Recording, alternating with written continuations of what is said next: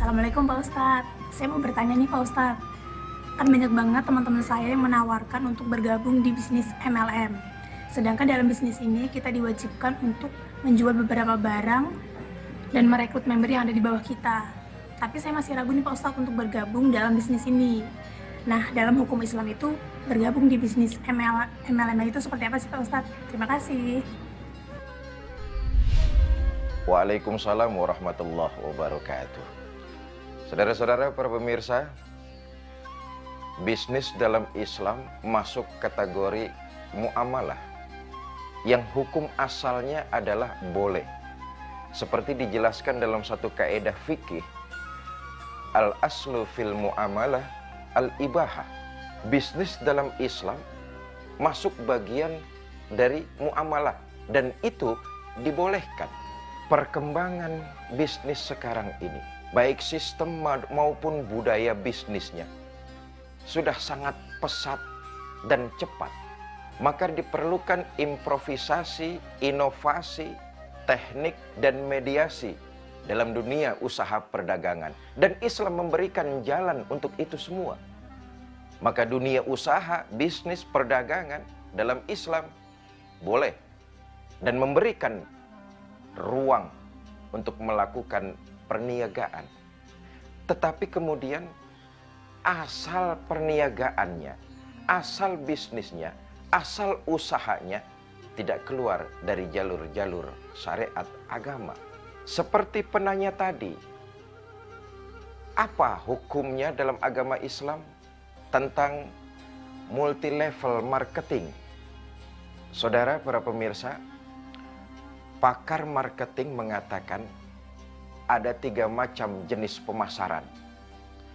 Pertama, marketing eceran.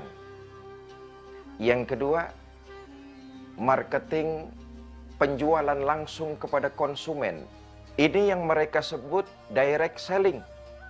Pemasaran yang langsung kepada konsumen. Nah, yang ketiga, membangun sebuah jaringan, mengikut sertakan pelanggan sebagai tenaga pemasaran. Ini yang sekarang lagi booming disebut dengan MLM, multi level marketing. Bagaimana Islam menanggapinya? Di awal saya katakan hukum asalnya ibahah, boleh, tetapi dengan prinsip-prinsip. Apa prinsipnya? Pertama, menjauhi sifat doror. Apa itu doror? Bahaya. Tidak boleh sebuah usaha dilakukan menjerumus kepada hal-hal yang sifatnya doror, bahaya. Umpama menanamkan investasi untuk melakukan pendirian, pendistribusian, dan penyebaran narkoba.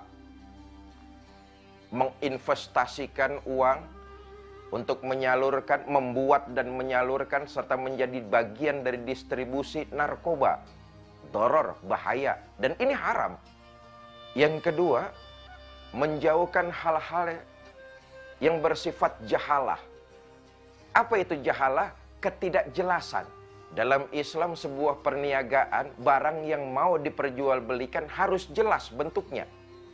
Tidak boleh samar-samar, apalagi orang sekarang bilang beli kucing dalam karung. Barangnya itu harus jelas. Saya menjual barang misalnya dengan si fulan, barangnya itu harus tampak dan jelas, serta diperlihatkan kepada fulan.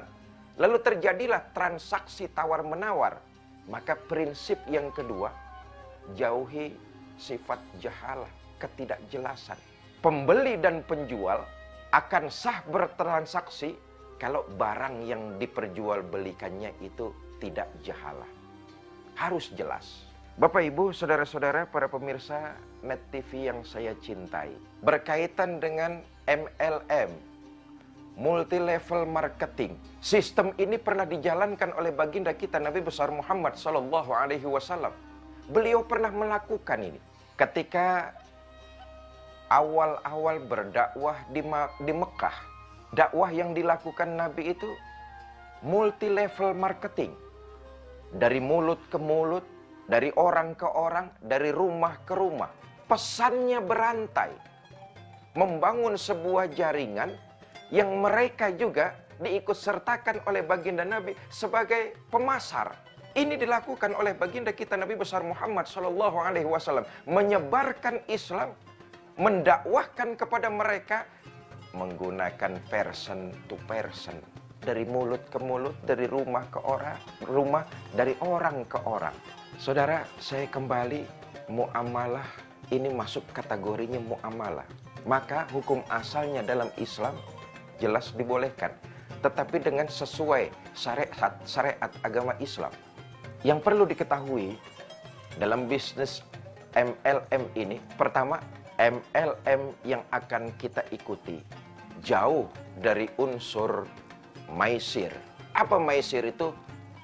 Investasi judi. Jelas ini hukumnya haram. Karena itu saran saya, ketika kita ingin memutuskan bergabung kepada sebuah perusahaan MLM, hendaknya kita mengetahui dulu, jauh dari unsur maisir, unsur investasi perjudian. Mudah-mudahan Allah lindungi kita dari hal tersebut. Yang kedua, gharor, yaitu unsur penipuan.